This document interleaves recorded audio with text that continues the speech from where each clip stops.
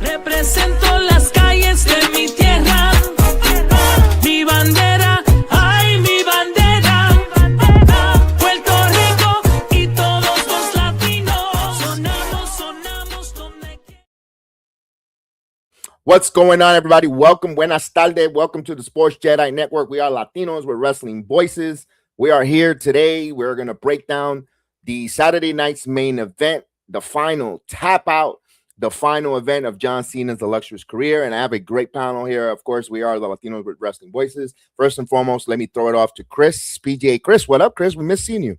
Hell yeah, man. I'm here. I mean, I ain't missing this. I mean, it was a great,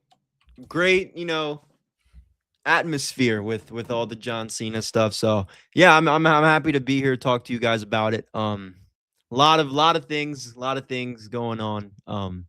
So yeah, we're here to talk about it, man. We got a good panel for you guys today. So, and of course, let's bring in, of course, our I say the Latina voice of the channel, the one and only Rain Elise. What's up? Hello, everyone. Yes, that Saturday night's main event was very emotional. A lot of ups, a lot of downs, and I'm ready to get into it and talk about it. Of course, I want to shout out Chris the Flash. What's up, Chris the Flash? How are you, brother? Hope everything is going well with you. Ladies and gentlemen, we got Daniel Barris, Sports Highlight. Happy Sunday, friend. We always appreciate your tweets and on your comments always on our channel. Thank you so much, man. Te lo agradezco. All right. Before we get started, before we start typing the angry comments, let me just say this real clear. John Cena tapping out in his final match was not disrespectful. It was not brutal. And it's not bad booking. It was the most John Cena ending possible. John Cena didn't need to do the last Superman thing to win. He just he didn't even need the pomp and circumstances and the fireworks. To me, he just stand tall. He did it while like a legend. He gave it back. He paid it forward. And I don't know the fact that so many people are melting down and telling me that one thing, this and that. A lot of them don't actually love wrestling. You gotta love the nostalgia. You gotta love the comfort, but you don't love tradition. Wrestling is about moments. It's about memories. It's about passing the torch the right way. Cena tapping out. Gunther earned it. And now if that makes you mad, let's talk about it. Because tonight, that's what we're gonna do. About why it bothered you. So, who wants to jump on that topic first? Why John's? I mean, you want to talk about? We're going to main event right now. I mean, I'll talk about the overall greater scheme of things. First off, before I get into anything, it was this on this day, December 14th last year, on Saturday night's main event, that I joined the Sports Jedi Network. So. Woohoo! Yes, today it was a year in. So thank you, Kev, everybody here who's made this shit great. I cannot wait for 2026. There we go. It's going to be a great year. But no, this Saturday night's main event yesterday. I mean, I'll get into a little bit here before we really go into depth on everything. Because obviously we're talking a little bit about the online talk about the result, the match overall. I'm not going to get too ahead, but I'll say this. I thought the match was good. It was a really, really good match. I thought John Cena gave it everything he had. I thought Gunther also gave it everything he had. Got a little repetitive towards the end there, but what I loved about the positive about that for me is it's been a long time since I've seen a crowd actually, is this guy good? Like, I said this for months with Kev. This is Gunther's tournament to win. He's winning it, and he's going on to fight John Cena. We don't even need to watch the matches. So I knew this going ahead, and I knew it was going to be a good match. My only problem was, is it going to be predictable? Whatever. I don't think it was. I know a lot of people might view it as predictable because Gunther's in it, and he won the tournament. But there was a lot of times in that match where I genuinely did not know who was going to win. I mean, I loved the back and forth in that aspect. Dude, the crowd, I haven't seen a crowd that entertained and that into a match in a long time. I think this is John Cena's second best match of his retirement tour. I think the one he had with AJ is number one. I think this was great. Now the end. I mean, I'll get into a little bit about the end, and then I'll let Rain and everybody else go. But just to shorten it up a little bit for now, I have really mixed feelings about it. I'm not on one side that's I don't hate it, I don't love it. I have mixed feelings about it because Gunther, I see what they want to do with building him up, all this stuff, this is what Cena want. But I also, I would have liked to see John Cena win. I think, the story, and it makes sense in both ways, in my opinion. That's why it makes sense where it's like, okay, his whole thing, his whole career was never give up. Gunther got John Cena to do that. And for that, it's like, okay, cool. That makes Gunther elevated. I mean, if you thought Goldberg was going to elevate it, just look at the videos online by him having to be escorted by security back to his bus. Like, fans were genuinely pissed. So I could see it in that way. And this is the last thing I'll say, and then I'll let Rain go. I see it in the way of, okay, this guy never gives up, and you booked him to give up just like that. I can see both ways. I really can. That's kind of why I personally have, the mix of emotions about the finish, but the match I thought was, in my opinion, the best way he could have went out. So that's what I got for that. For now, I'll let Rain take it forward, but Absolutely. it wasn't that bad. I mean, I would have liked Cena to win. I can see why people want Cena to win, but there are some things that benefit from it. So go ahead, Rain. Go ahead. Floor is yours.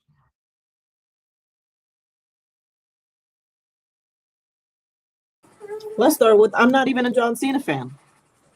I don't even like him like that. I've been a John Cena fan since I was 7 years old. I'm 24 years old now. I don't think this is the way that they should have let him finish it. I understand that he had the option, he had the opportunity to show how he was going to be, how he was going to go. But are you telling me that the 17-time world champ is going to tap out to Gunther? His last match should have been that AJ match. That AJ match was chef's kiss, with all the techniques, with all the moves, with all the like silent tributes to people. And then we have the final match where people paid their hard-earned money to see. Like, people were excited for that day, like all year, the whole time that we knew that his last day was December 13th, and we get this like really mid match. I really just didn't like it. I was heartbroken. I was crushed. I didn't like how they let John Cena tap out. That shouldn't have been the way he ended it. And I really don't feel like Gunther should have been the last opponent. And that's pretty. I understand like putting up the newer talent, and that's what we did. Like, the whole show was newer talent coming in. We got Sol Ruka, we got Leon Slater, we got Dragon Lee, which I know he's not new talent, but he's making his way up there. We got somebody else, but I can't remember their name. They're on NXT. Javon Evans. Don't cook me. I remember. But yeah, so we had so many options to put up new talent, and I don't think that the last match should have been like, I beat John Cena. We should have given him one final match that he deserved to win, and the crowd deserved to cheer for him. And also, it also taught me that life is short, and you never know when is your last time seeing someone. Because I don't know if you guys remember, but in the match, he was like, "This is the last one, the last five knuckle shuffle," and it was intercepted. So we had one last final five knuckle shuffle, and we didn't know it. So exactly. It was a great, yeah. It was a great year, but it was a horrible match. It wasn't like, oh, Gunther didn't do his best. Gunther did what he does. He's a villain, so he did his job. We're supposed to hate him. So he's a heel. We're supposed to hate him. He did good on that. But I just don't think that this was the best match that it could have been. I feel like it was rushed. And going back to the first match, they put Obafemi there for what? Just for the cockroach to come, Drew, the cockroach, just to come and like intercept. I feel like that was just like a cop out for both. I feel like Obafemi deserved better, and I feel like Cody Rhodes deserved better. So I feel like the whole Saturday night main event, I understand what the point was, but it wasn't very well like shown. So I just feel bad for the people that traveled, spent their money, and then we're just disappointed. I really don't feel like anybody was like, yeah, that was great. Like I feel like after WrestleMania 40, everything has been going downhill with creative. And that's all I'm gonna say for now, so other people can say, because I know it's a lot. No, it's a little bit there to unpack. I'm gonna rebuttal on these things because first and foremost, I understand the hustle, loyalty, respect, and never giving up. It wasn't John Cena who gave up; his body gave up. If you watch John Cena, and he's his spirit and his fight, the spirit and the fight of John Cena, who he is. He continue. He will fight forever. He will never give up. But his physical ability, like everyone else, gave up. When he looked at, if you look at him when he's tapped out, that shit-eating grin or I'm at peace grin. You know what? I'm at peace calling this a wrestling career. That's what John Cena did there. He just went. It's like, and I hate to put it, like a person who's suffering with, and he knows, and I hate to bring reality into this, but I'm going to. He is Guinness Book of World Record of being in that Make-A-Wish, seeing those sick young kids, and that satisfaction of meeting him. Of they know they're not getting any better, but to meet him, that momentary of satisfaction. That's what I got in that whole picture when he breathed. He says, "You know what? I'm going to go away. I'm going to tap out." But you know what? For this present moment, I am so happy to look back on my wrestling career. And to me, him tapping out was fine. That's the way I interpret it. Now, everyone could interpret it different. That's why we're having this nice debate and talk about, see what we saw. I love it. And I think that's what I got from John Cena in his final match, tapping out, why he tapped out. Not that he was going to say, screw you, wrestling. You know, it's the way he would have screwed the wrestling fans at the finger point of doom. They gave us a classic wrestling match. If you're watching wrestling as long as I have, last night. What I also got out of that match, sports entertainment has taken a backseat to the professional wrestler in Gunther. From all the different move sets, quite slowing the match down like they used to do back in the early days before it got really sports entertaining and the flip-flopping. They would always slow down the match with some either a submission hold, getting the crowd to get rally. So let's go Cena, or in that case, Hulk up Hogan or Warrior. Let's shake the ropes. If you're one of those guys that watch the wrestling, although and you wanted that cheer, or Ricky Steamboat to rally past Ric Flair. That's what they did last night, and the emotional roller coaster that it took all 19,000 plus in the arena. I think they told that story. For us at home, it might have been different. Because I think when people are viewing at home or they're viewing on social media, I think that everyone has a very uber short attention span, but not the people that are sitting in the arenas. And you can see the contrast of styles from the internet community complaining and from the fans in the arena. Because the people in the arena, other than the boos of the outcome, they were really enjoying themselves, Chris. No, they were. I thought, look, the matches were good. I thought the when I think Rain said earlier about the way the show was kind of structured, I mean, the matches weren't long when it came to like Leon and AJ. Like they weren't as long as they could have been. Maybe that's why those matches didn't stand out. Like for me, I'll be honest, right? And Kev, we've been covering TNA all year with Leon. We know how, and we were there at Slammiversary together when we saw Leon and AJ in the ring at Slammiversary. We waited for something like this, and because I don't think they had enough time to maybe do what they wanted to, I don't think the showing we had between them specifically, but AJ and Leon, I don't think it wasn't the best that they both could have done, and I don't think it's their fault. Obviously, we could talk about that botch that happened, but I'm not even talking about that. I'm just talking about the length of the match and move sets when it came to like who got the most time and all that stuff. I don't know. I would have also liked to see Leon and AJ in the ring together a little more. But I thought the show overall was good. That's not my point. My point is, it does kind of suck. Excuse me, ESPN's going off in the background. It does kind of suck where you have a decent show and the outcome in the main event, and you have a good main event match, in my opinion. I thought the match, it wasn't great. It wasn't anything special, but it was good. It was a good match. And then, everything that transpires with the finish. I mean, it does suck that is kind of overshadowing the show, because I think for what the show, what the purpose was to showcase these talent, I think they picked the good talent, right? They got Sol Ruka, who's on her way up. She's been on main event matches already. She had a good match with Bayley. I thought that match was good. I really do think that match was good.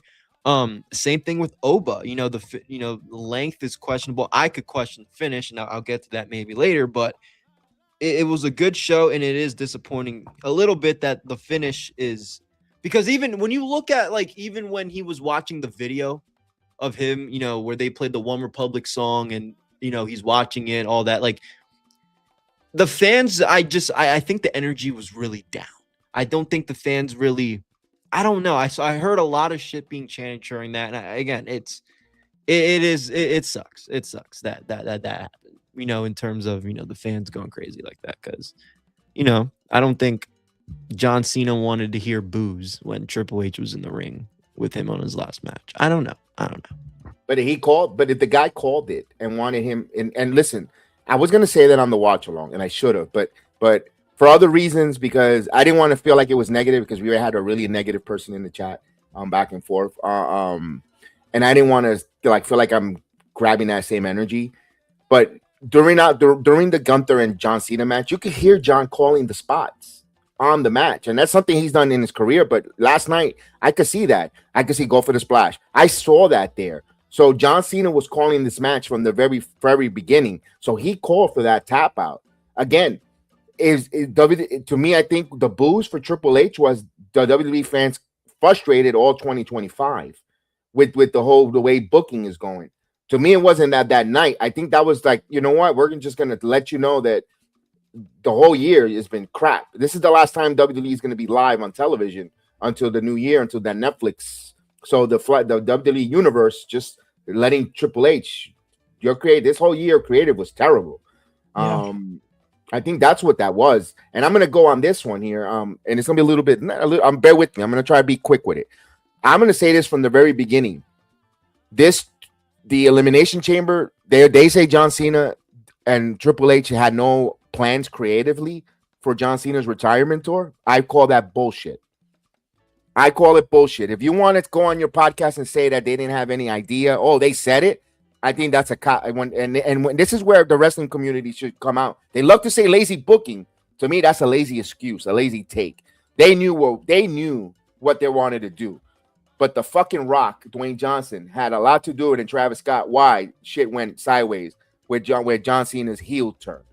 Okay, because that was cooking an Elimination Chamber with him turning heel and doing the throw slash. And I go back to that Bad Blood in Atlanta when he came out too, and he did the 1, 2, 3, and then they put that in Elimination Chamber.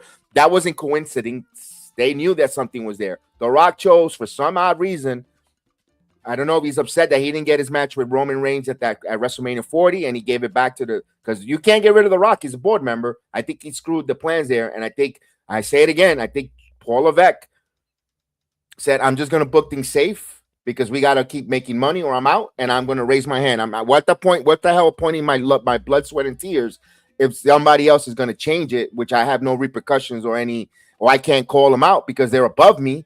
So I'm just going to go safe, raise my hand. We're making money, fist over money. I'm just going to raise my hand. And it shows on NXT with Shawn Michaels and Triple H because they're together at the hip. That's my opinion. I know it's a little long. Go ahead, Rain, if you want to add, or we could go to something different. There you go. What? I got to make. I don't know if y'all can hear the baby. No, because the YouTube don't. I don't know if they let us play that. Oh, sorry about that. Yeah. Anyway, but she got autism. Anyway, you said that you kind of changed my mind about that because you said we were looking for someone to boo at, that that it shouldn't have been Triple H to be booed at, and I was going to interrupt and boo him. But I think you're right. I think that we were just upset. It's not all Triple H's fault. Again, he had creative he had creative control. John Cena had creative control the entire match, the entire retirement. So it's not necessarily just Triple H. Again, he does have to save his job, and he is a man with a family. He does have to feed his family. So I understand now taking the emotion out of it, that it wasn't what we wanted as fans. I still feel for the fans who showed up and wanted to see one last win. But I do agree that it's at the end of the day, it is show business, and it doesn't matter. I can speak for just myself, but I don't care how bad it gets. I'm gonna go buy a ticket when they come. I'm gonna go because I was so upset yesterday. I was like, dang, because I have tickets to go in December 28th or something, Monday Night Raw, and I'm like, I'm gonna cancel. I'm not gonna go. Girl, you're gonna go. So yeah, Monday Night Raw's in Hershey this week. And tomorrow. Nah. But yeah, part of that is I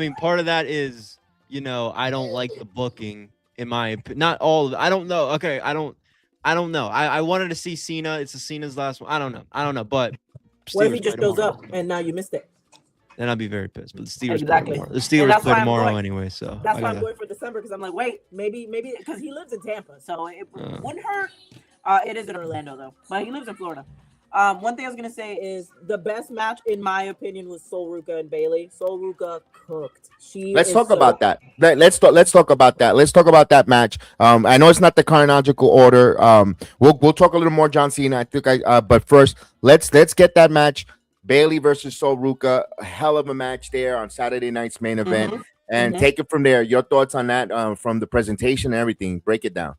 So that I love the women's wrestling, and I'm always trying to put them show what they've been doing, and just always put them as hey, don't forget about the women.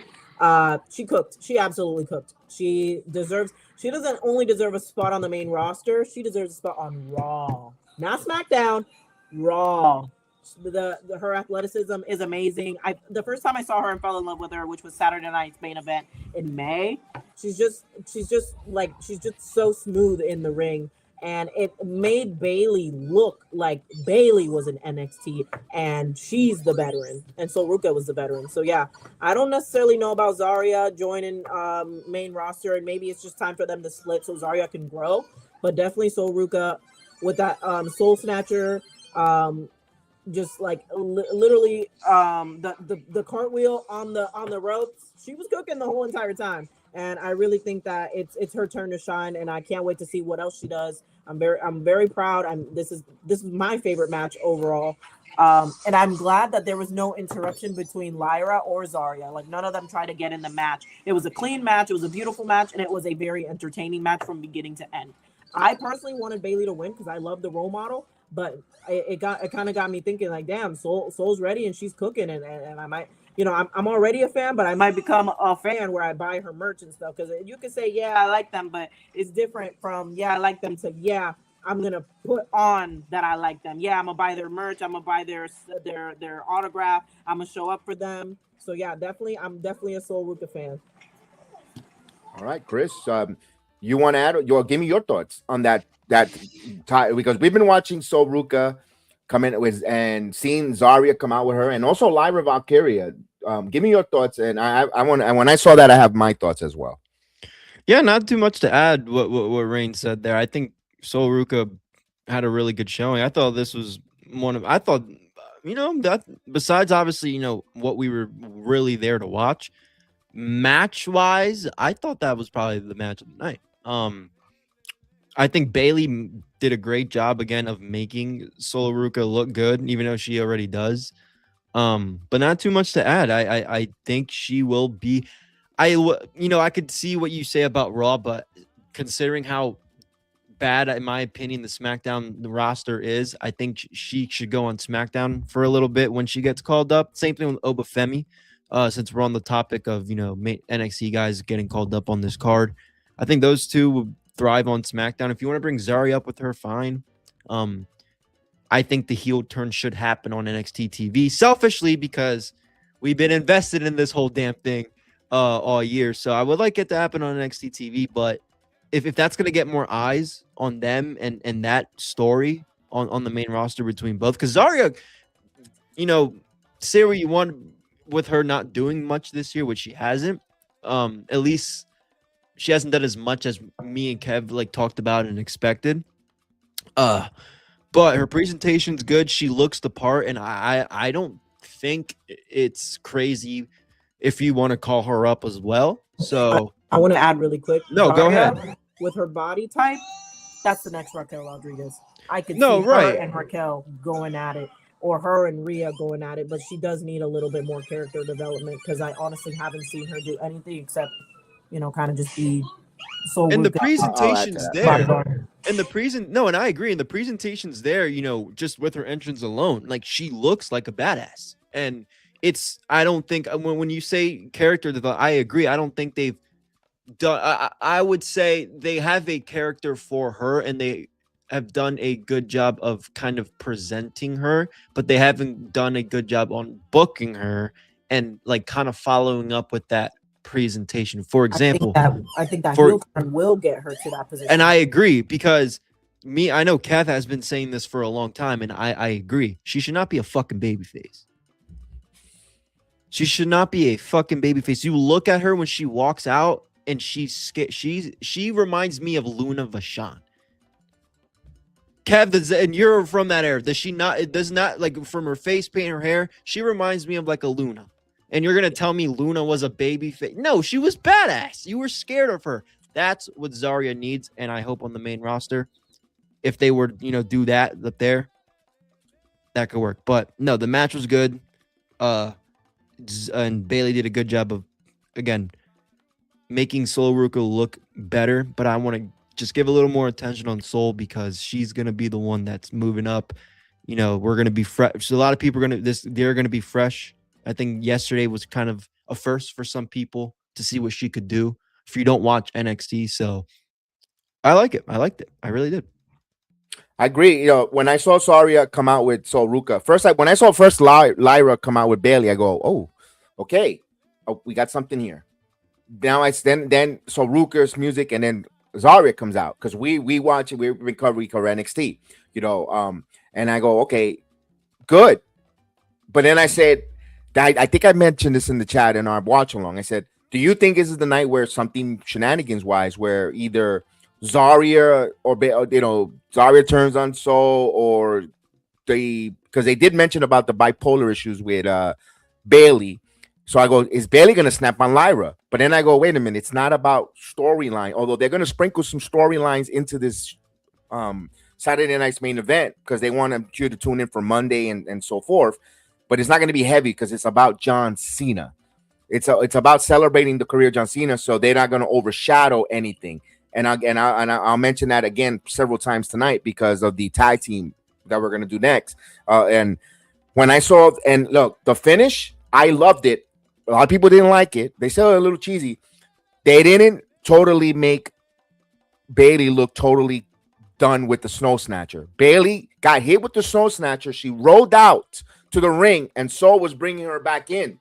Like, I got to get pinned on you. And then she didn't get a clean 1, 2, 3 off of the Soul Snatcher. They went tumbling back and forth with the reversals on the rows, similar to Joe Henry and Mike Santana, when Mike Santana became the #1 contender right before Slammiversary. Remember that? After Slammiversary, excuse me, that he got that, and that was very exciting. They went back and forth. They've done that many times on not just TNA, AEW, and WWE wrestling, where that works in the right story, and that doesn't make the person that took the pin totally weak. I love that finish. It protected Bayley, and it made Sol Ruca great. Also, I mentioned on the watch along, Sol Ruca did outshine, and you remember her, that somersault moonsault to the outside.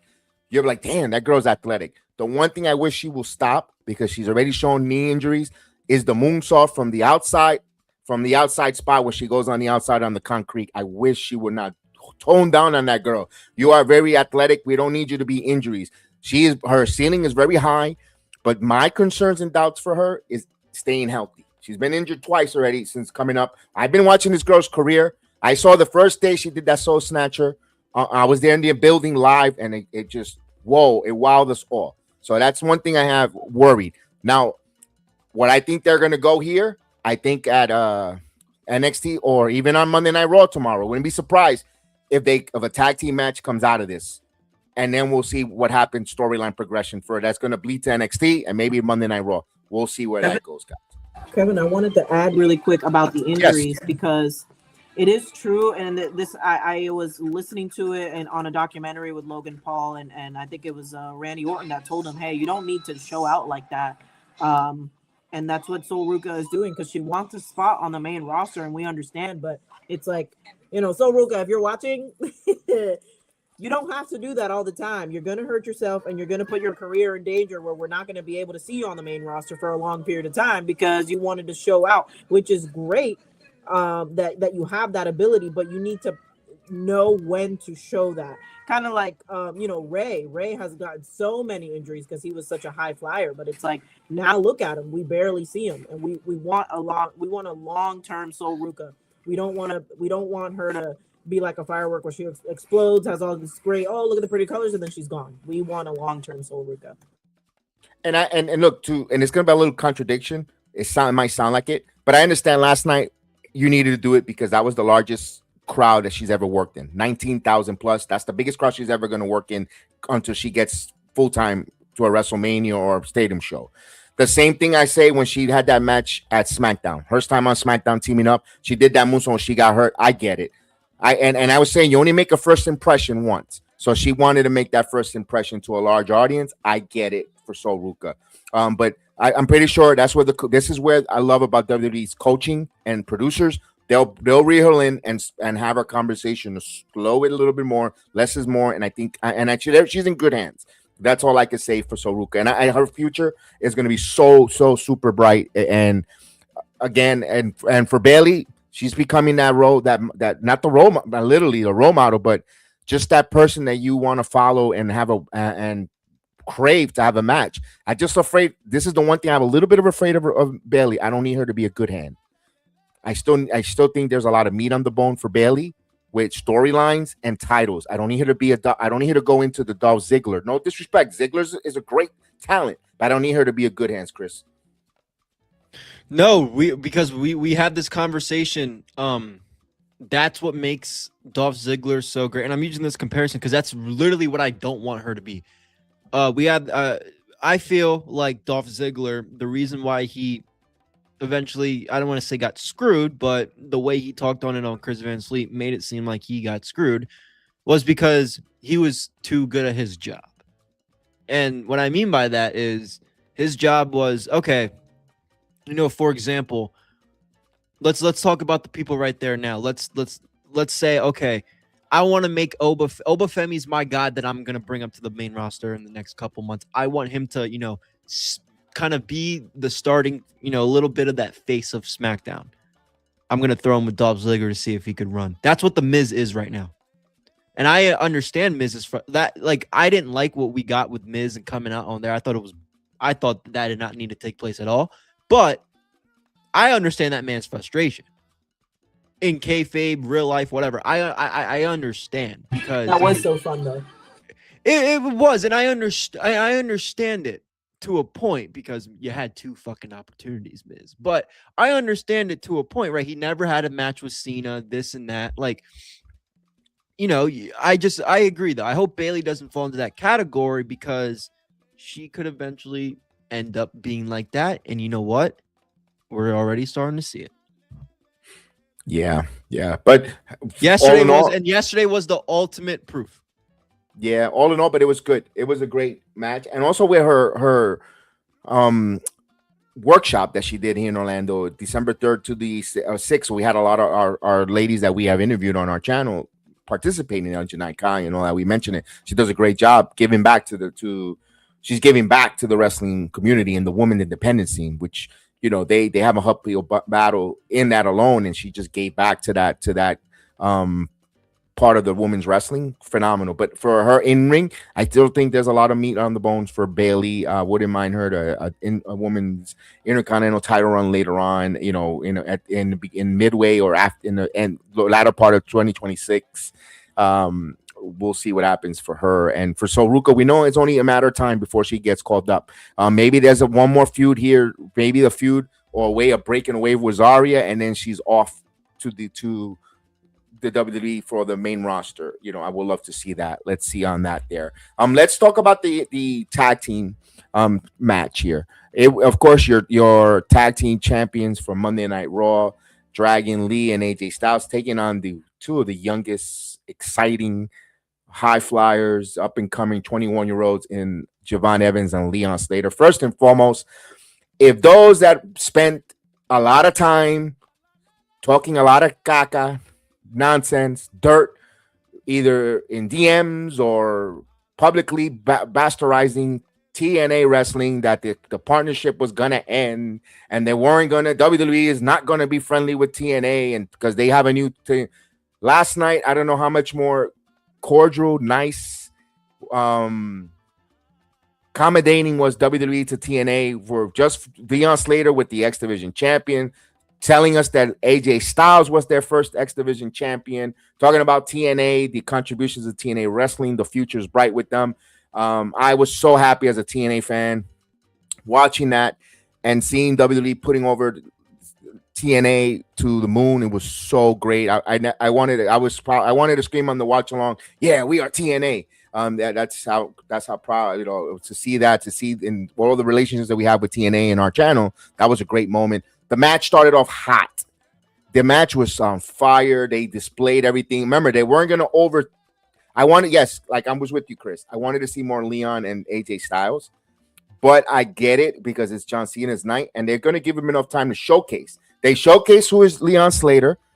You know, he's the X Division champion, and he was more than a flippy flop. They did other stuff, and so Javon Evans is already being introduced to the WWE universe.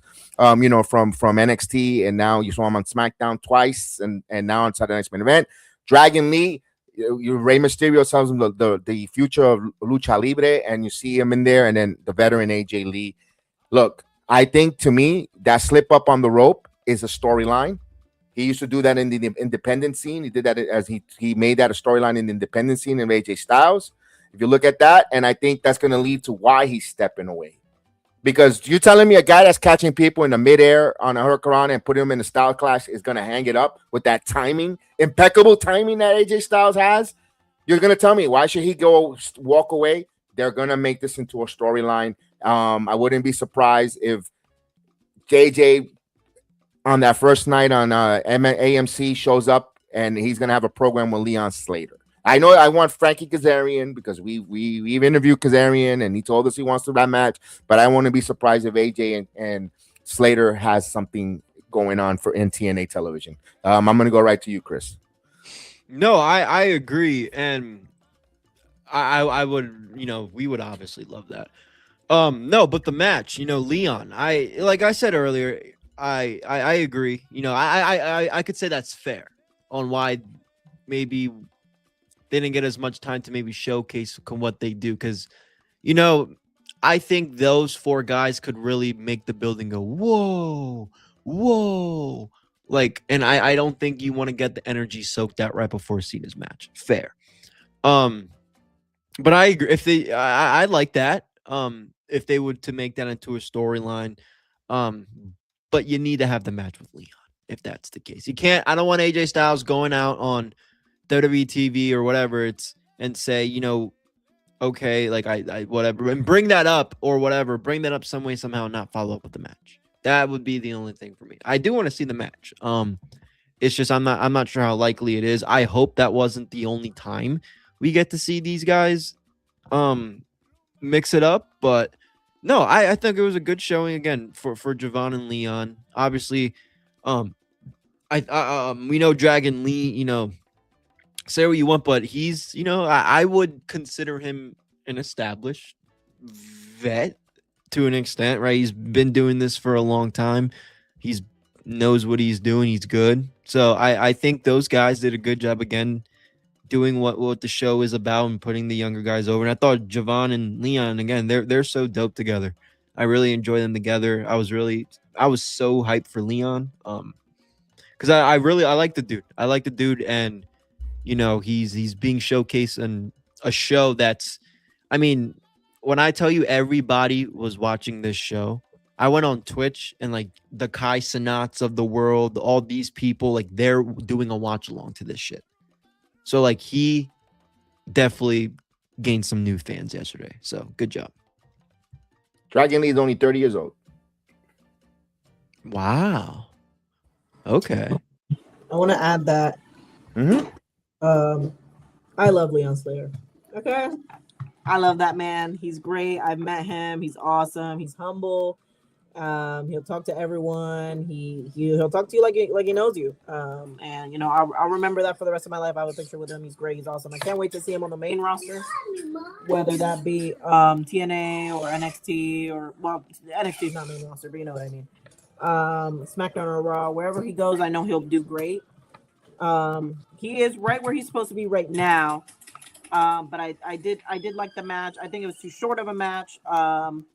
And it was like, I feel like they should have hyped them up more. Like, even though you said, like, you know, we don't want to take away from the John Cena match, but I think that if the crowd was already rowdy and then we got John Cena, it would have just like, it would have lightened up not lighten up the energy, but it would have like electrified it even more.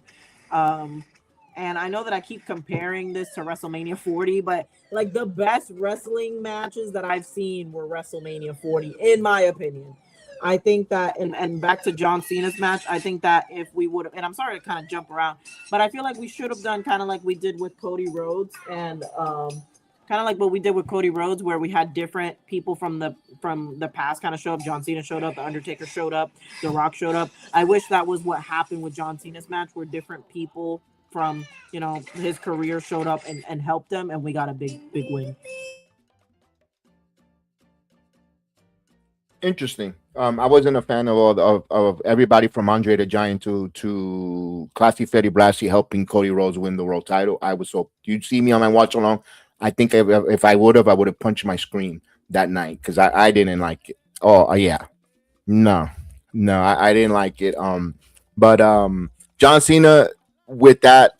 Back to the tag team. They didn't go long for a reason. Now it's up to creative.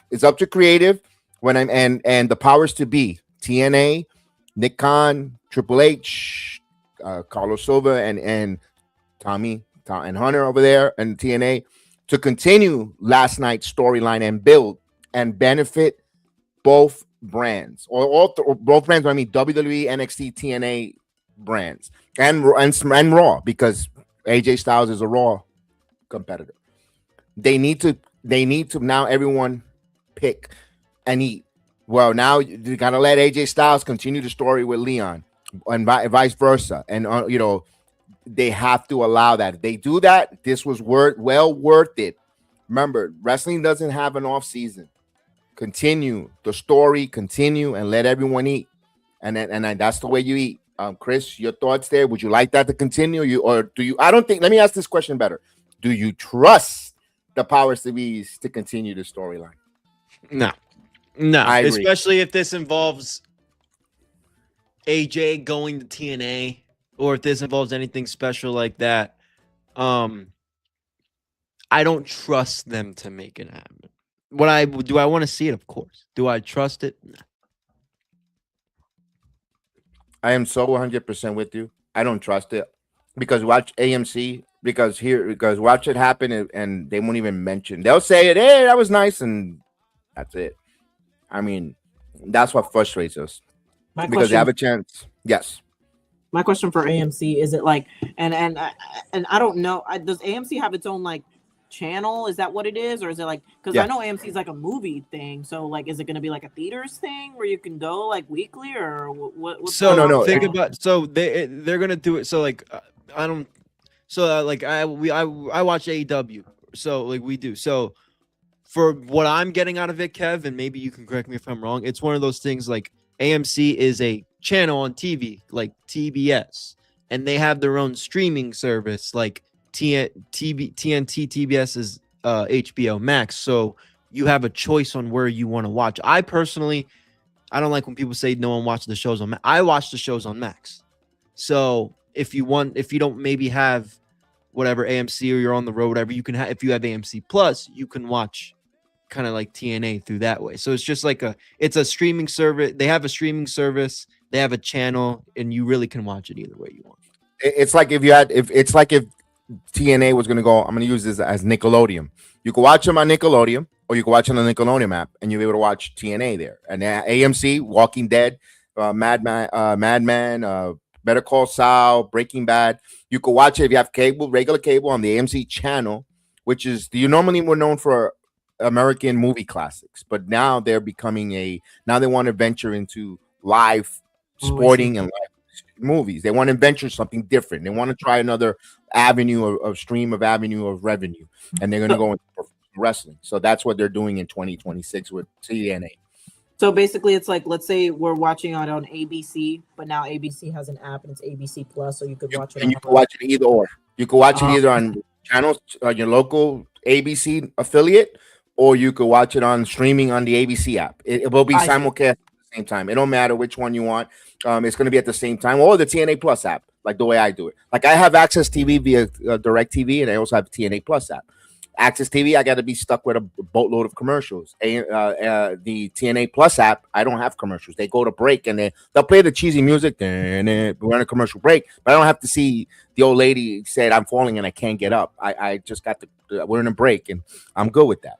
And so that's what TNA has coming up, and we're excited because the partnership with WWE and NXT looks really solid. I mean, to put that kid on there on that Saturday night's main event to the WWE universe and shows, it says a lot there. And this is something that it's going to lead me now to the opening contest that I want to bring up with when it comes to Cody Rhodes and Obafemi. I know we talked about a little bit. Yes, really quick, because I wanted to talk about the tag team match really quick, because I really like that we're adding more Hispanic, Mexican, wrestlers on there.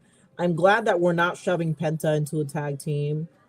But I did want to say that I feel like AJ Lee hasn't been given his flowers. Dragon. Oh yeah, they sent me more. I do the same. All the Lees. Same mistake. I've done that. I've done that. I've done that before. Anyway, I feel like Dragon Lee hasn't been given his flowers, and this is just the beginning for him. But I hope they push him more singles and not just tag team, because I feel like he can do so much more, because once you give him a few minutes, he cooks. So I really think that we should put a lot more emphasis on the not just Mexican wrestlers, but just the Mexican style wrestlers, and that would include Mr. Iguana as well. I feel like maybe they should do kind of like a back and forth where he's in AAA, because I feel like Dragon Lee could win some championships on AAA, but I feel like WWE isn't using him properly. Let me ask this question: what is the ceiling you see in Dragon Lee? What's the highest Dragon Lee ceiling in WWE? I'm not even going to say in professional wrestling, in lucha libre, in wrestling. He could win world heavyweight. I think he could. You think WWE will market Dragon Lee as world heavyweight champion before Braun Breaker or Obafemi, Trick Williams? We got a Grande Americano. You know what I mean? Like we could. He hasn't won a world title yet. That's true, but maybe like a Just U.S. championship. But that would mean he would go to SmackDown. No, but there's a ceiling. I think Dragon Lee is a upper mid card talent. I don't think he deserves so much more. It's up to him to take that level up. Sometimes it's really not up to them, because there's a big. Yeah, I agree. I agree. You say Triple H kind of had his hands tied, because The Rock is higher than him, so he just he does what he can to play it safe. And if Dragon Lee knows that this is where he's gonna be, he's gonna play it safe because this is what he wants. And then if he sees a bigger opportunity somewhere else, he'll take that. But I do think that we're not using him properly, just like we didn't use Ricochet properly. Let me ask this: If I tell you I have a building that needs 19,000 people, and you have Dragon Lee versus Mr. Iguana, do you think they sell out 19,000 people in the arena? Yeah. You think so? I know so. 19,000, Brain? 19,000, and it's To because see Mr. Iguana versus Dragon Lee. well, they sold out AAA, didn't they? Well, Mr. Iguana was there. But Mr. Iguana wasn't the was not the main event. It was Hijo de I know. Baquingo and Alberto Del Rio. I'm talking about your main event marquee wrestlers. But that's what I'm saying. I'm not saying they're main event right now, but what I'm saying is that they're not getting the chances that they should, where they are able to get to main event. We keep putting them on mid cards, and we keep putting them as like, oh, they're coming on SmackDown for 1 week, like Mr. Iguana and Psycho the Clown. They're never gonna get to the main event if we don't give them the opportunity. They lose every single time. Well, Mr. Iguana, they come on SmackDown, they lose, and then we never really see them again. I think that they deserve that opportunity to show, because they have talent, and that's the thing. There's people that have less talent or less technique, I would say, that are in the front, and it's mostly because they're nepo babies.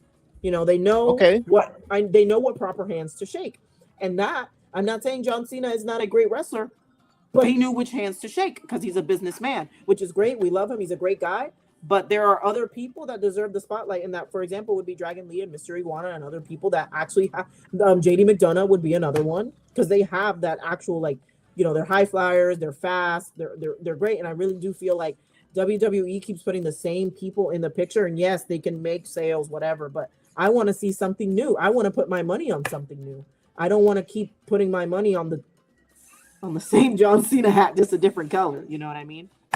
So you have a strong argument with that. But right now, when they're asking you to pay almost the amount of money that they're charging, they have to give you something to justify it. If they give you those guys, my goodness, the total turnaround of like, this product really sucks. They're giving me this kind of main event. I pay this amount of money. Go screw yourself. That's why they're worried about. That's why they call them. They like to say they're safe.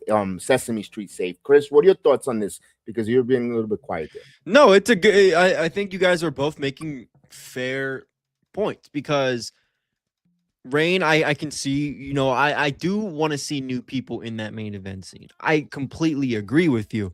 There are certain people that feel kind of forced down our throats, and I also agree with Kev.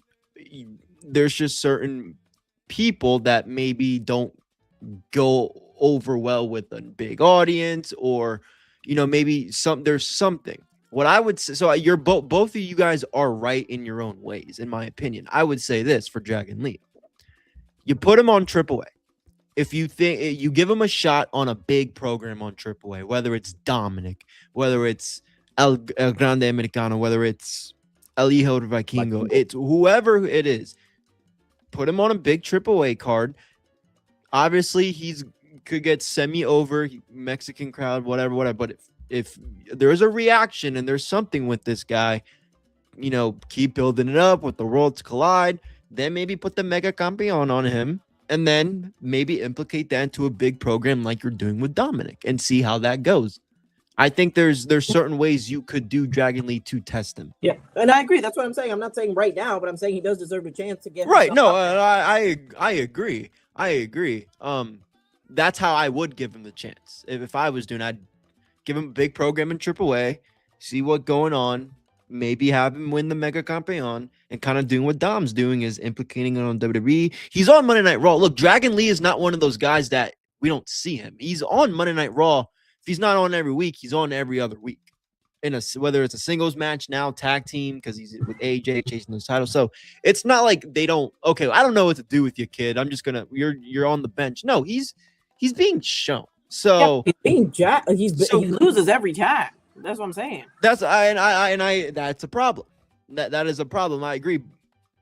But you look at a guy like maybe like I don't know, like look at Ludwig before he was a Grande Americano. Like he wasn't doing shit. He's not El Grande. Even thought of. So just to even him what am I trying to say? Like just for Dragon Lee to be on the show every week and be doing something. That means somebody back there clearly wants to do something with him. Mm-hmm. I just don't know what. I just don't know when. I want to add too. What are we doing with the tag team titles? Because I don't remember seeing them for a couple of weeks. No, and that I try, dude. I have had this complaint. I have had this thing I've talked about this all year, especially with the with the Raw tag team division. What I could say is, I mean, you have the Usos reunited on Monday Night Raw. I mean, hopefully those guys could bring some spark and something back to that division. But I agree. I don't know. But we don't want to put them in that box of just being tag teams. No, and I understand that. I would say with Jey Uso, I mean, now he's kind of I don't think he's great, really good on his own, but he's super over. You know, he does his thing by himself. So I think the perception of them, are they better tag team wrestlers? Yes, but do they go over on their own? Yes. So it's an interesting them putting those guys back together. I can see your point, putting them back together now, considering where they both are individually in their career. I could see that, but I'm curious to see how it goes, because again, this Raw, like you said, the Raw division, what's going on with it? They are a really good tag team, in my opinion. One of the greatest tag team, if not in modern era. So maybe we'll see how it goes. And here's an idea. Let's put Jimmy back on SmackDown. Let's push him, because look, we gave Jay an opportunity. Why can't we? And we gave Naomi an opportunity too, and it's not our fault that she got. He should have been the United States champion. We already we've been saying this. We've been he should have been the United States champion instead of Sami Zayn. Instead of Sami's, there you go. I don't like the Sami slander. I don't like it. I love Sami, so I don't agree. And it's not a slander. He was on Monday Night Raw, and he came to presentao too. He came to presentao to SmackDown, and he won the title when Jey Uso where Jimmy has been chasing that title from Solo, and they leapfrogged them a storyline. Which doesn't make I think Jacob getting hurt has a lot to do with that. Yeah, I think they could have done it. I think they were gonna do something where it was.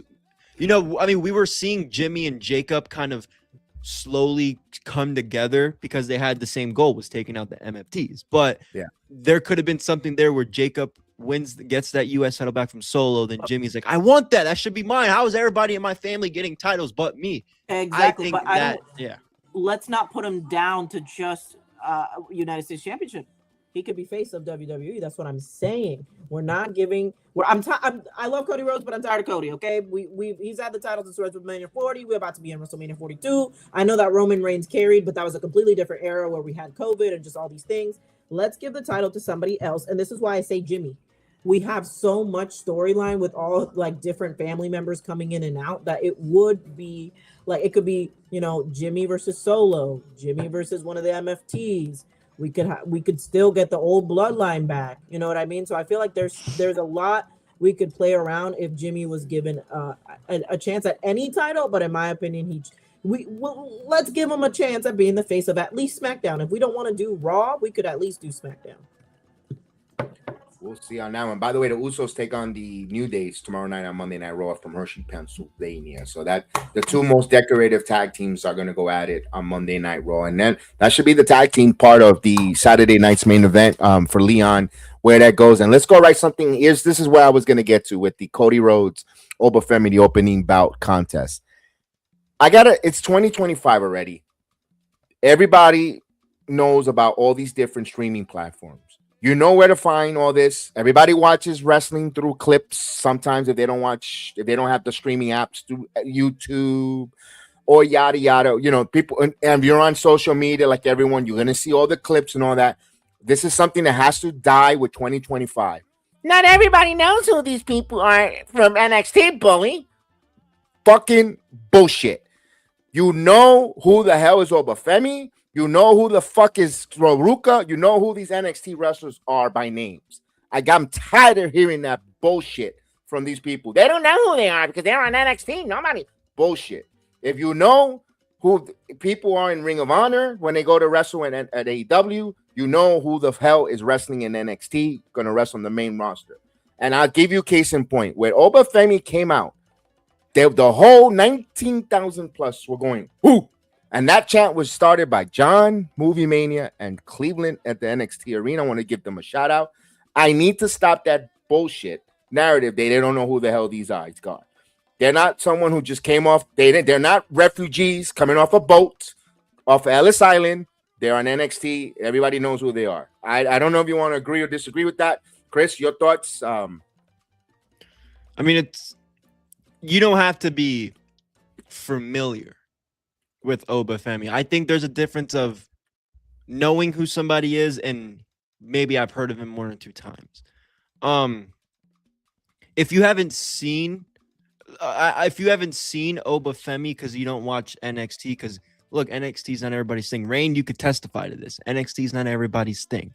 So I understand, and I would believe somebody if they say I'm not too familiar with his work, but to say that I don't know you never heard the name is bullshit, because you're gonna like, as much as I did not like the 2.0 era, I will be lying to you if I said I never at least checked it out, or I never watched their Stand and Delivered, or I never watched the pay-per-view. Like, I'd be lying to you if I said, again, I didn't like that era of NXT. I fucking hated it. But I would be lying to you if I said I'd never seen it, whatever. So I think if you're going to sit here and say I'm not familiar, I've never seen his work, that's one thing. But again, the people say, I've never heard of this guy. Who the fuck? You're a fucking liar. I tend to agree 1,000%. And if you know who Joe Schmo, who from Canada, or Kazaki, Takushi, all these people from Japan, you know who these people are, but I don't know who Obafemi is. I find that just a little bit hard to believe. I don't believe your bullshit. That's just me. I don't believe it. Like, listen, I didn't watch NXT UK, but I knew who Walter was. I knew who was, and thanks for, and I asked for more insights from Samurai, who was in the chat. I don't know if he's still in the chat. Samurai, I used to ask Samurai, hey Samurai, who's this? And he would give me more definition about the group. That's what I do to you when I exactly. You know, all you got. Oh, I mean, play. You can't now because the playback's gone. But like all of our, like, dude, like, who the hell is this? Because like you would say, oh, she's from Level Up. I've seen her on Level Up, like this and that. Like, so like again, there's like. That happens. There's been times where it's happened, like, yo, like swipe right. I've never seen, you know who those guys, I've never seen these guys before. Like, who are they? Sean Legacy. Sean, like, these are other people that I didn't. So I'm not gonna like completely, there's certain people that I can understand that because I've done it. And I've been watching wrestling since 2005. Like it happens, but when it's a talent like Oba, who's on every fucking poster, he's on NXT every week. I mean, there's just certain people that I can't get by when they say I never heard of it. That's such bullshit. And again, I don't expect you to know who Bronco Lima is. If Bronco Lima comes out last night in front of 19,000 plus, I understand. Who? Bronco? And I'm not picking on Bronco because I'm a fan of Bronco. I'm just using him as an example. But when you got guys like an Obafemi who's on the cusp of being called up and becoming a world champion and is a world champion in NXT, you know who that is. Don't act like you never. They knew who they were, Billy. And especially when they literally, if you didn't know who Obafemi was, they literally had a thing where Cody was like, well, I'll get the winner. So, like, I mean, even before that, they were saying that, right? But like, still, that's like, gotta stop. No, I agree. And look, one thing. And you know what they needed? What I wish WWE would do more? During the Black and Gold era, there was, and I know Vince did not like this. I know this was fully Triple H, which is why I give him so much credit. He liked to make it at least, maybe not during some 1 year, right? We know the Survivor Series time, but he liked to do at least one time a year where Black and Gold would invade. Like, he would pick like Adam Cole, like the Undisputed Era at that time, Alistair, Ricochet. He would pick those people at least once a year, certain people, like, to like do something like that to where when they were to go up, like, you could have that moment on Monday Night Raw. Who are you? Who are you? And then eventually you know who they are. So I wish WWE would do that a little bit more now, where like now it's okay, we have to wait for a draft to see who gets called up, or we have to just follow storyline by NXT to figure, okay, Trick and Oba have nothing left to do here anymore. They're getting called up. Like, I just wish, you know, there was one time a year where they would have like NXT guys just go, because they used to do that. They used to do that. And I think that would fix a little bit of the problem. Or have them, you're have them just wrestle the guys that are like on Raw and SmackDown, like the way they're doing with Javon Evans, introducing them. Like Javon Evans and the way they introduced, you know, like a couple guys here and there, let them have these matches. The women tag teams, you know, they did a good job with Jakara and Lash Legend. They took up to Saudi Arabia and that women's tag team on back then. I think it was the Crown Jewel. That was great. Yeah, but I agree with that, and I'm happy they do that. And yes, they have done that a couple times a year. But this is my issue: why does it have to be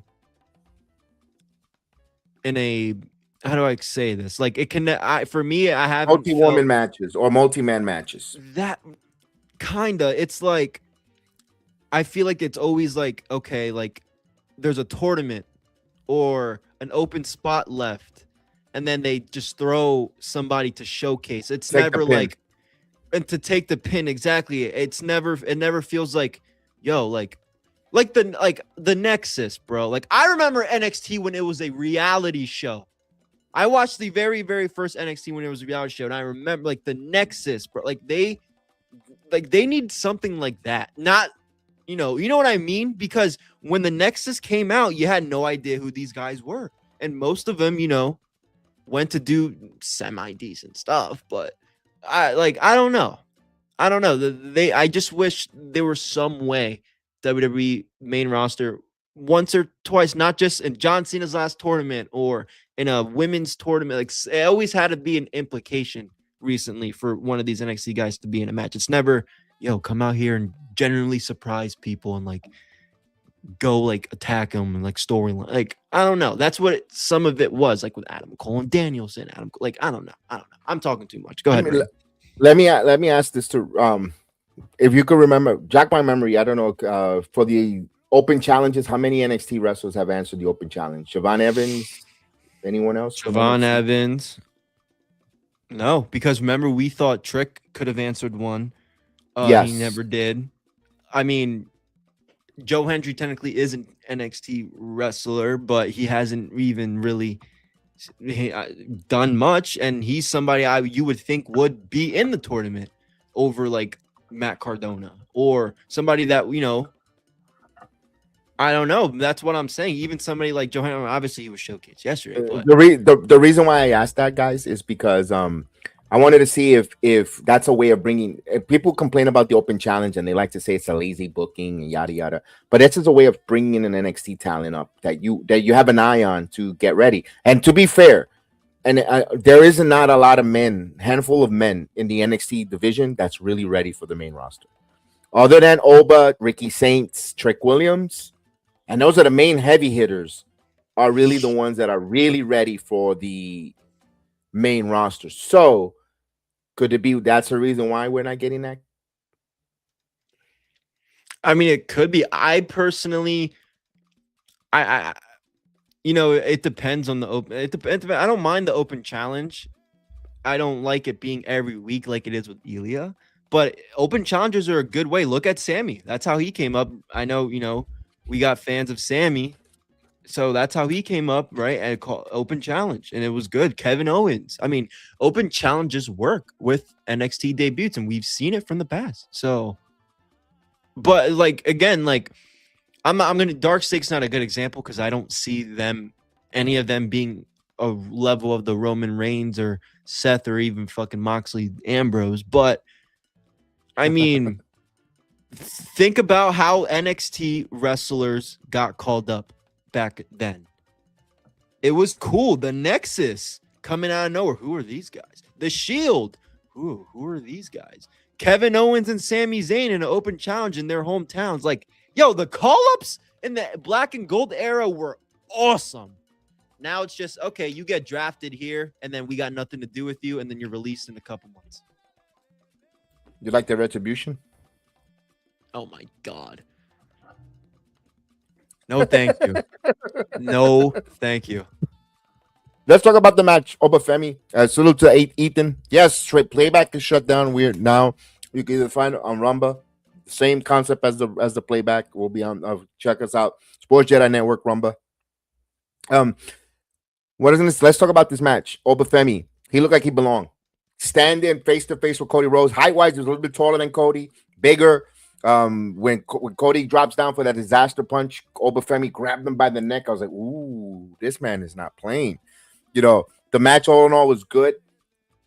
I agree with some of the wrestling fans. I kind of wanted to see. I would have liked Drew to distract and Cody to hit Cody and Oba get the pin, but they went with the no disqualification. I don't know if they panicked because Cody started bleeding in his ear and they rushed it. I don't know if that was the case. Do you think? Let me ask Rain because she'll be quiet a little bit.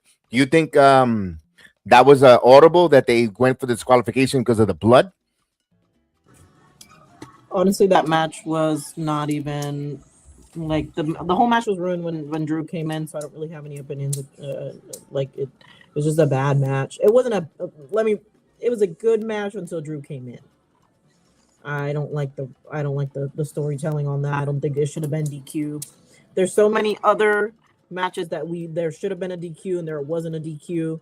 I wish that the ref did a little, I don't know, looked away or something and kept it going. I don't really think that it was fair for Oba. I mean, I don't know if this is Oba's first big match on WWE main roster, but I feel like it was just disrespectful to him. He wasn't able to show his true talents. That didn't show me I should be scared of Oba. That didn't show me okay. Oh, Cody Rhodes has somebody hunting him. Because I know the Oba's gonna kill you. I remember on Saturday Night Main Event when I heard that, I was like, oh, he means business. But I didn't get that from this match, and not because he wasn't on the hunt, but because it was interrupted and there wasn't enough time to showcase what he could really do to the face of the company. Interesting on that one. But again, do you think the blood? My question was, do you think the Cody bleeding, did that scare them, the creator, the booker, to bring it home and have the interference? Maybe it was something different. No, we've seen blood before. This is no different. When for example, when I was there on SmackDown when Jade Cargill got busted open, they didn't stop that match. Fair point. And it wasn't anywhere. It was near the ear, right? It wasn't anywhere near something fatal, not fatal, but vital, like an eye. So I don't think the blood would have stopped them. I think Cody would have told them no, I'm fine. Let's keep going. Either way, just knowing, because remember, and Cody's super strong. I remember, I don't specifically remember the year, but when he came in, I think it was War Games or Survivor Series when he had the huge bruise. Hell in a Cell. No, Hell in a Cell. Yeah, he if he could sustain that type of injury and still wrestle, I don't think that it's something as a little bit of blood. Because also Drew McIntyre and CM Punk, they had that. Was that Hell in a Cell? Hell in a Cell as well. That was Hell in a Cell for real. That match was not stopped, so I don't think the blood would have been the reason to stop the match. Okay, I just thought maybe that was a panic move, Chris. You want to elaborate on that one? No, I think that's fair. I have a feeling that had to do a little bit. I think it persuaded a little bit. I think they're oh, wait a minute, Cody's injured. I don't know where he's bleeding from because of the spot. Because we don't know what the hell happened there, and because it was a dive on that table, and oh damn, anything could happen because that's not a pencil or a pencil, anything there, and we don't know what the severity of that injury why he's bleeding caused a little bit of a panic. It wasn't a blade job. This was an accidental bleeding of an injury, like Jade Cargill's eye too. But and fair, you made a great point on that. But maybe this one was I don't, at least they know it was the stairs and La Rajo. At least they knew the stairs that hit her. But here with Cody, they don't know what the hell happened. They're trying to scramble. No, let's be safe. We don't need. Last thing we need is seeing Cody stretchered out or something in a bad mood, and it kills the vibe of John Cena's night. So maybe that's why that's my angle. That's why I asked that question. The way I see it, we don't want anything to deter away from Cody. We don't need someone leaving, or saying they had to go to a hospital to do other stuff because we were a little reckless to entertain people. That's all I ask. Like you said, I agree with you with the Obafemi not being featured so strongly. If it was a head injury, I would agree, but it is the ear. It's close to the head. And I mean, like a on the actual, like in the cranium or somewhere in the face, something like an ear. I don't think they would have. And you might be right. I mean, he is the face of WWE. He has a lot of things lined up. We don't want to have to cancel those things. So maybe they did just play it safe and DQ, and they'll make up for it. We'll see. But yeah, but I now let me ask this as a cat. You just pretty much answered, but I'll ask it again. As a casual to watch, are you willing to watch Obafemi now in NXT? Are you going to follow it? Is it going to want to persuade you to watch him? Who? There you go. That did his job. It did his job. So all in all, we go back to now let's go to the main event. We talked about it again. Let's rehash it. Everyone did not like I'm the one that liked the ending. I think Chris, you said as well. Just very, yeah. Again, I'm still kind of mixed about it. I'm still kind of 50-50. Again, I see both ways about it. I really do.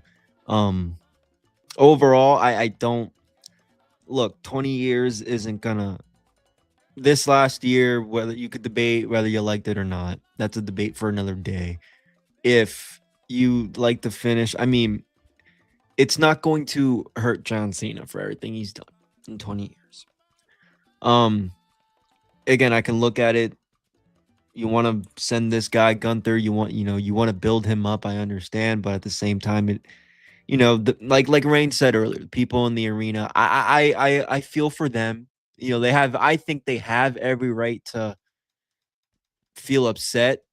They wanted the happy ending. A lot of them are probably like our friend Eli. Eli that we met in New York, and we got to interview him. I know he went back to New York very upset. I'm just using him as an example, and shout out to you, Eli, for liking my stuff and all that stuff. Keep supporting, we appreciate you. But I'm using him an example because he's like one of the only people I personally know that traveled from another state to DC. So I can only imagine what people like it. Like they got, I feel that. But if we're looking at it in, I guess, business wise, which fortunately sucks sometimes to think of it like that. I mean, he's gonna get. I would not be surprised if he shows up tomorrow, wherever he shows up, and he's just booed out the building, man. And that's ultimately what, if that was their goal, it worked. But I'm so mixed feelings about the finish. But I thought the match was fine. I mean, it got a little bit of repetitive at the end with the chokes and the AAs and all that. But I mean, like I said, the positive I'll take from that is it got people really, who's going to win. It really got, so yeah, I like the match finish. When you say the repetitive, Chris, and I hate to say that because MMA is totally different, but it's still mat wrestling. When an MMA fight, when you watch, even on the main, even when you pay $99 to watch the biggest MMA, and when they were on paper, not anymore. They're going on streaming now. I'm excited. But let's say when you used to pay the $99 to watch the stream, and you see either ℜ𝔞𝔦𝔫 or go to the shoot and the grappling, and they always go for the near red naked choke, and they're trying to go for that, or the takedown over and over, takedown. They're doing it over and over again. That's the style of That's the style of fight of that fighter, and then in that octagon, that they're going to take you down. They're going to go for the shoot, and they're going to get their points. I know wrestling is not done by points. Wrestling is done by submission, pin, or disqualification. We get that, and it's scripted. But they wanted to do it again. When I mentioned, it's saying goodbye to sports entertaining and hello to pro wrestling. So Gunther going over with the sleeper hold, and John Cena will break out of it. Gunther will regroup with his breath, and he went right back to that clinch, to that hold, because that was winning. It's like a boxer going with the jab. You know what? He sees he's got a fighter who's powerful inside. He's going to keep his distance with the long fighter with his jab. Snapping a jab, so the fighter don't get inside and hit him with the power body shots or the uppercuts. That's what they did with Gunther. That was the story of the wrestling. You know, it is the wrestling fan is conditioned. They want to see flipping floppings. They want to see false finishes, 5-6 Canadian destroyers, and a kick out at one. That's not what Gunther is. Gunther's not that type of professional wrestling. That's why people sometimes didn't like. They want and then they got their oohs and ahs prior to that with Leon, Javon, and Dragon Lee and AJ Styles. That's why they gave you a little bit of everything on that card for John Cena. Look, John Cena tapping, I think, was still the best move. He look, his whole career, he was Superman. The whole entire run. But at the end, his body just broke down. He had nothing left to prove or give, and he just gave up. He didn't just give up. He just let go. He just didn't give up. He said, you know what? I'm just going to let go of my career. That's it. I'm not giving up, because when he did this again, hustle, loyalty, respect, never give up. But then it just gave up. It just totally let go. He just let go of a business that made him lucrative for 23 years.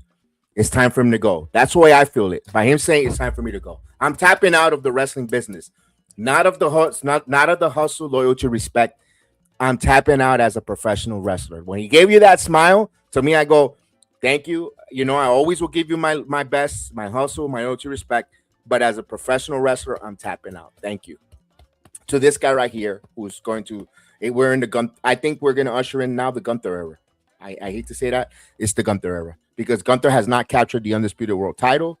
And if you're not a Gunther fan, prepárate, because he's coming for that. I think it's now the Gunther era. Yeah, I agree. All in all, let's see what happens now. It's up to WWE to follow up what happens from here on out. No more John Cena now. No more relying on the two beautiful crutches that is John Cena retirement tours. Now it's time to get back to pen to paper, make everybody in the roster important, feel their story, integrate with one another, and everybody matters, like we did before TKO purchased WWE, when they were up for sale, that Triple H took over creative. He was cooking backstage segments, this and this and that.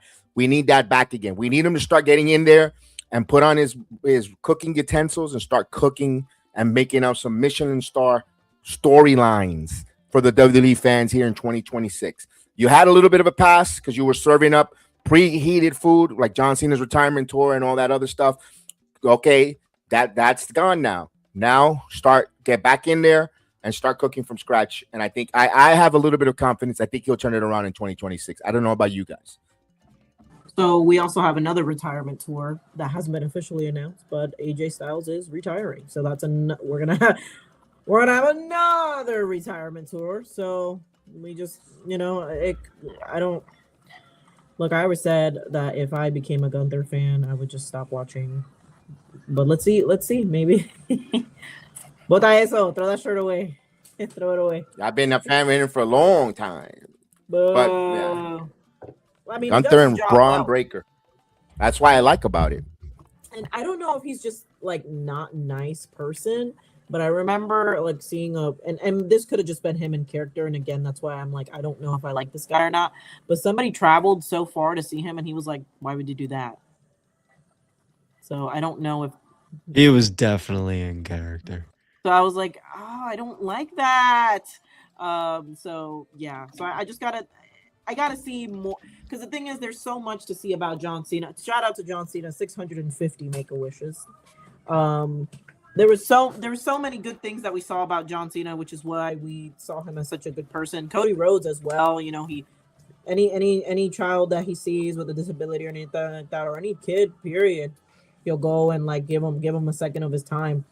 So I know Gunther's a heel, but I need to see, because I mean Roman Reigns is a heel, but he's still, he's still like there at the Make-A-Wishes, he's there at the children's hospitals, and that I need to see the human side of Gunther to be able to be like, okay, I can see it. I can see that he's a good guy. Because even Dom Mysterio, he's a heel, but I've seen his human side. So that's what I need to see from Gunther before I can be like, I'm a Gunther fan.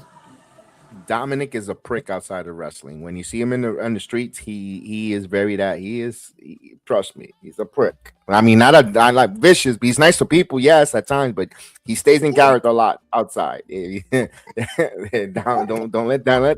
let him fool you. He's a little bit of he stays in character a lot. With Gunther, look, Gunther's gonna turn babyface. Not yet, but he will, and he's gonna have a hell of a babyface run. When it's gonna probably happen in SummerSlam when he takes away when he get rid of Brock Lesnar, because there's all reports that Brock Lesnar's final SummerSlam is coming up in Minnesota. There's teasing about it. Gunther looks like the guy that's gonna, although it could be Obafemi, but would it surprise me if Gunther, and I think AJ Styles' retirement tour is going to be only until WrestleMania. I think he's not going to stay a full year. I don't think he wants a full year, and then you're going to have Jericho for his retirement tour as well with the WWE. It's not official, but rumor has it that Jericho's coming back for a retirement tour. They're not going to do a whole production around this, Chris. They're going to acknowledge the retirement tour. They're going to do storylines to it. I don't think they're going to do what they did with John Cena, because they're not going to move the merch and money the way John was going to move. So that's why they sat back on their laurels. It's not even that, which I agree 100%, but I would say this. It's not even that. To me, it's like you said earlier.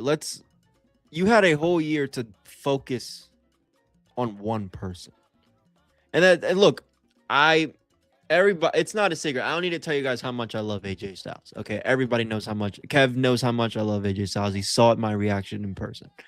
I fucking love that man. But I will say this: it's, again, like you said, will he move the needle like John Cena? No. And I think we have just had a year dedicated to someone else. We don't need that this year. I don't care who it is. Rey Mysterio, Brock, AJ Styles. Now, can we implicate them in meaningful television throughout the year and make them maybe the not the focus, but the main attraction? Yes. But WrestleMania season's coming up.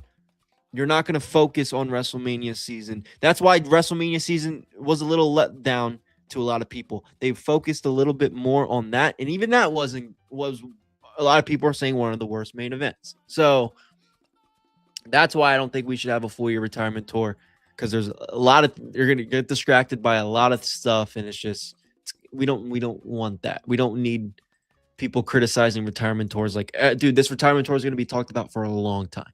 It's going to be so much different opinions, and I don't think AJ really needs to deal with that. They still made a lot of money, regardless of the fact if you like it or not. The WWE made a shitload of money throughout this year. A lot of money. A lot of money. They definitely took my money. They didn't botch, really. Mine as well. At the end of the day, it was about making money. So what happens if they would have went on a banger of a matches and the arena's empty? They would have not said it was a success. They would have been, no, we're not doing retirement tours because we didn't make shitload of money. We didn't improve the product. They made a lot of money in this. The amount of merch that John Cena Superstore that they did in DC, I heard the merchandise went quick like hotcakes. I saw the line. It was fucking ridiculous. So if they really botched, they would have not been, that line would have, and people would have not went from all over the place. Shout out to Eli. I mean, what about, I'm gonna mention this with Eli, bro. You went to Slammiversary to watch Mike and he lost. You went to see John Cena. Oh my God, bro, dude! Next time we talk to him, Eli, you talk to him. If you're a Braun Breaker fan, don't go to the arena when he. Oh my God, don't go to Brooklyn. Do me that favor. Oh my God, yo, don't go to Brooklyn, please. Don't go to Brooklyn, Eli. He'll probably be there too. No, dude, fuck. I mean, we'll talk about that later, but I think he wins the match. So, Eli, I mean, again, I said the same shit about John Cena, bro. So if you're watching this, good luck, because every time you've gone to go see one of your favorites, it hasn't worked out, man. But no, I mean, a lot of people were there. And it was overall, it was a fun night. It was a fun night. I mean, everybody was watching.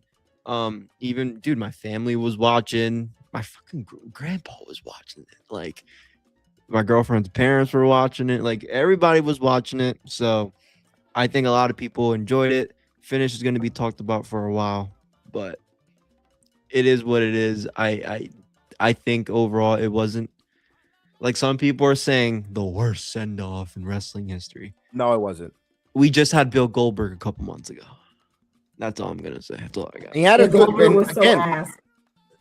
but it was a good match. Again, the ending with the cutting off, all right, but it was still a good match for Goldberg for the crap for a 60-plus-year-old man. Though I thought the match was good. Gunther brought a good match to Goldberg to close it out. Again, now him getting cut off on CBS on NBC, that's a different story. I could agree with you on that. And then the Seth Rollins injury, I could agree, but the match wasn't bad. It was just the whole other shit that happened around with Goldberg. That's all. That's why I see it. I mean, I didn't think it was a bad thing. And look, we'll find out later. Let's talk my last thing. The Miz coming out. The Miz interrupting the segment there, complaining and whining for him, and then R-Truth comes out, which has a lot to do with John Cena. He calls him his big brother, and then to find out that the ball that Nick Aldis had was Joe Hendry. You don't know, Chris. When you saw that, what you think immediately? Yeah, I know you must have thought about me. I did. That was the one thing that I thought was funny from the second. I was like, oh my god, because I think I even went on YouTube to even see what you were thinking about it while I was sitting there watching it. But that was funny. But I mean, I understand the Miz if he wants to come out there and say, I didn't have a match with John, this and that, even though you've had 2 opportunities to. But the Joe Hendry and R-Truth's it's funny. I have a sense of humor. It's funny. My only thing was I was sitting there and I totally forgot, like, Peacock, you could go a little bit over. I totally forgot they weren't like actually on NBC. So like I'm screaming, we don't have time for this shit. We don't have time for this. Like, what are we doing? Get into the match. Like, I don't want to see this clown. So in the moment, I hated it. And then now that I reflect and look at it, I mean, it was funny. You had Joe Hendry out there, R-Truth, whatever with the Miz. I mean, it was funny. I'll give it that. But in the moment, oh my god, I wanted that shit to go off so fast because I was just, we don't have time for it. Stop. But it was funny.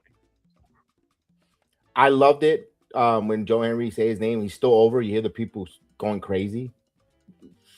Joe Henry's over. Rain. What do you think? Yeah, Joe Henry is definitely over with the crowd. It was fun. It was fun to watch. I liked it. I think it was a fun break between actual matches and like having a little segment. The Miz is always fun to see get beat up, so that was good. I do agree that we should have probably given the final match to someone that actually had a feud with him, like the Miz. So I understand where the Miz is coming from. I wish I would have seen another, like one more Ron Cena versus John Cena, because I went to that Saturday night main event. There could have been so many other matches that they could have added, but I really think that it was funny and it makes sense. And again, I wasn't worried about the time frame, so that to me wasn't a problem. But I think it was funny. I think Joe Hendry's always there for comedic relief. So yeah, it was a pretty good segment where you can just kind of ease your tensions or your nerves before the actual main event. So I think it was good. Yeah, I like that too. And what about the people in the arena? I mean, Chris, Elias, he was playing the 3 chords. How did he get a ticket to that place? Okay. If there was any time I thought of you while I was watching the show, my girlfriend's house, it was that. Because I was like, yo, John Cena showed love to Elias. I mean, they had a cool moment at WrestleMania. I'm sure they're tight. So I mean, it was cool. I liked it. But I was surprised when Elias. So I was like, why is he sitting with Kurt Angle? Who was it? Mark Henry, Michelle McCool. Dude, the crowd booed Michelle McCool. But of course, I would too. No, but it was. That was fun. You had and then you had fucking Sami Zayn there. Kevin Owens was there. That was cool. I also saw Elias. I was like, why is Elias there? I know. TNA's own Elias. I was like, look at that, look at him, and then Ezekiel and Elias. And I wanted Kevin Owens to turn around and look Ezekiel a lot. You know, they never had closure to that Ezekiel Elias thing. It would have been hilarious for a brief moment, but with Kevin Owens and shit, yeah, because they're right, yeah, good to see Kurt Angle, Mark Henry. Everybody says why he didn't wear his salmon suit, because he wasn't part of the show. He went there to be a spectator. Here's the one thing though. Were you okay, John Cena, not speaking, just walking out and just taking a bow? You know what? That's a good question. That's a good question, because I think that's what most of us expected. I don't know if he wanted to. I don't know. You know, because look, I'm gonna say this, and my girlfriend brought this up to me too. Just not this isn't just like a wrestling thing, it's a marketing thing. She has a degree in marketing, so she was telling me a little bit about that. I was like, because I wanted to be at her house before 8 o'clock, because I heard on Jimmy Kimmel from John Cena's mouth, his perfect send-off scenario would be, let me go out there, do my thing, bow down, and let's have the rest of the show showcase the other talents. So for me, it's like, I thought he was going to go first. But when you look at it in the marketing, the scheme of things, that'd be a bad idea. So I don't know if he wanted to.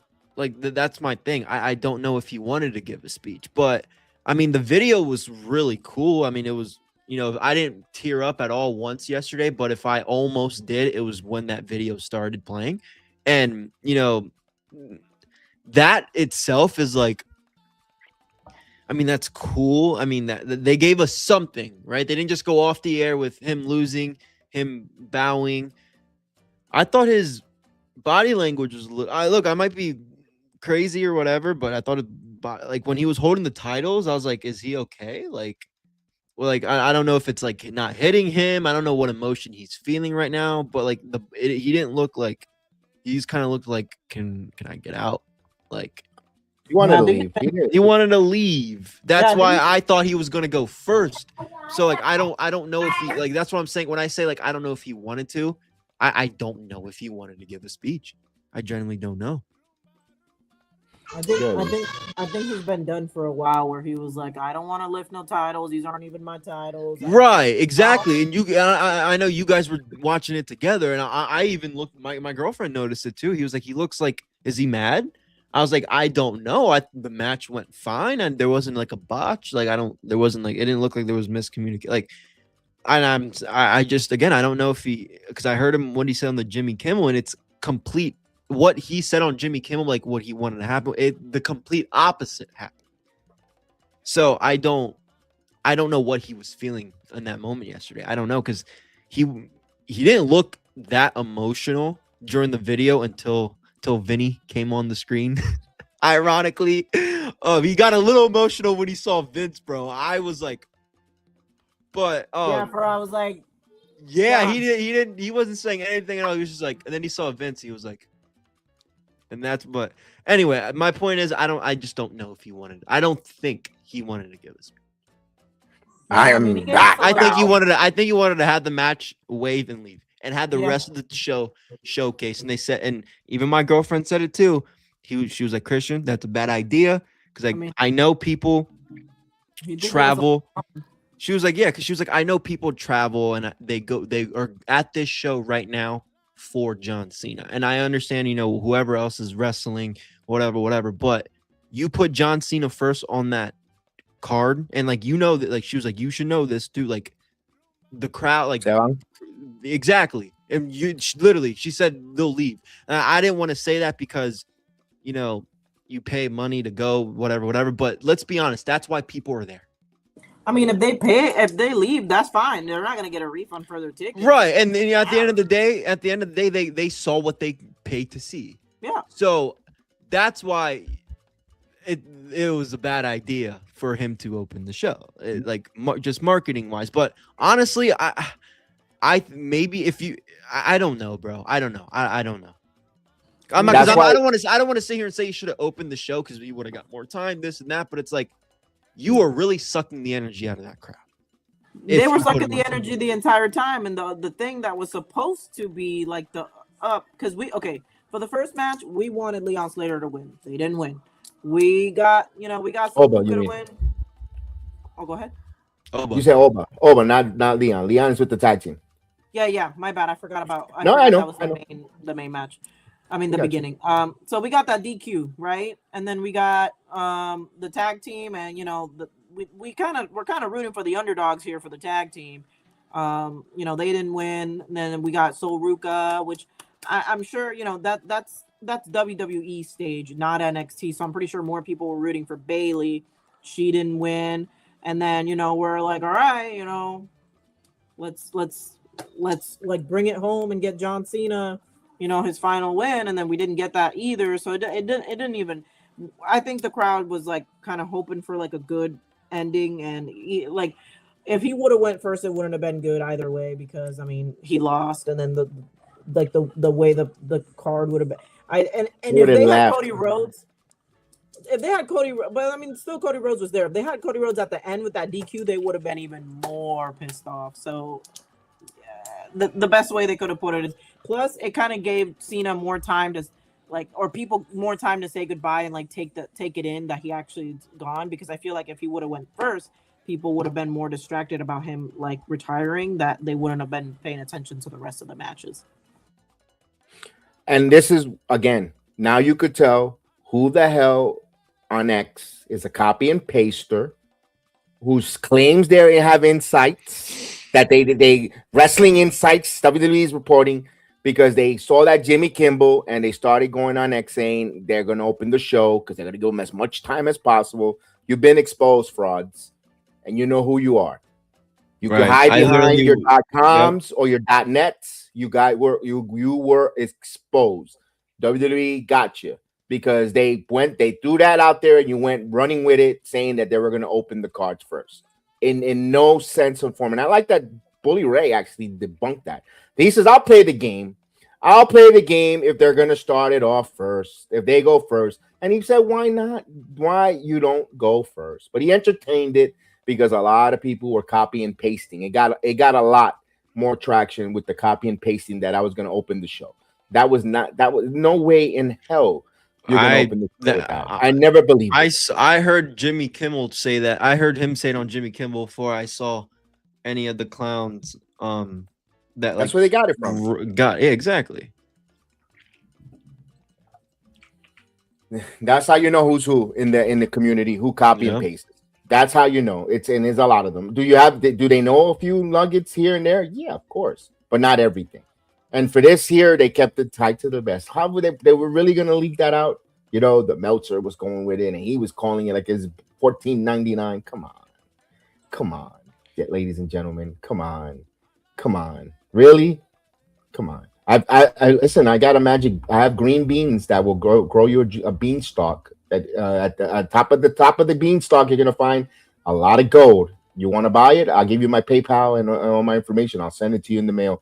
They'll be arrived just in time for Christmas. I got magical beans to sell you if you believe that one. I mean, my goodness, it's just crazy. It's just one and all. But all in all, let's see where WWE goes here. What directions they go? Where they go with this? All in all, John Cena gave us his best. His time has come. Has passed. Greatest of all time, greatest sports entertainer of all time. My generation had Hulk Hogan to look up to. My children's generation has John Cena. That's how it goes. And now and then probably my grandkids, maybe Roman Reigns, maybe Cody, maybe Gunther, maybe Brock. That's where we are now. Those are the last where we are. That's wrestling is a cycle that continues to give us those moments, those excellent times. We'll find out. Look, we're gonna introduce our year-end awards coming up. I can't wait to break that down with you guys. We're gonna the best category of wrestling and so forth. I'm looking forward to that. Chris and Lise, absolutely. You can find her on our Instagram page. Chris, you see at PGA Chris, me at Sports Jedi Network. Yes, we're gonna start getting our Discord going and all that stuff. Okay, hopefully Rain helps me with that. This dinosaur is having a little hard time with the Discord. Hopefully she lets me look there. So look, my final thing is in closing. Look, we could argue all night, and that part that most makes wrestling special. But here's the truth: Nobody disrespected John Cena last night. John Cena chose his path. He didn't win. He didn't need protection. I guess he didn't really need a fairy tale ending. He trusted the audience to understand the matter. And for years from now, we won't even remember we won't remember who stood tall, what moment, but remember the feeling and the moments and the legend that he showed us how to leave with dignity. If we hate it, it's okay. That's what wrestling is about. Wrestling is about to give us emotions. But let's not forget, the business will continue to strive, and it always strives on story, not comfort. Remember that. We could be uncomfortable 1 minute and we could be happy, but it's about how the story got us there. And last night we witnessed was the end of an era and the beginning of another. And that's what wrestling is, that legacy. And that's why we love this beautiful professional wrestling art, guys. Well said. I agree. All right. With that said, we're gonna say goodnight and we thank you. Once the outro goes, don't click out when the outro is over. So we want to say see us tomorrow night on Rumba Sports Jedi Network. We watch Monday Night Raw with us, or on here on the YouTube platform. Don't forget, like, subscribe, and share. Buenas noches, que Dios me lo bendiga a todos. We'll see you next time. Represento las calles de mi tierra.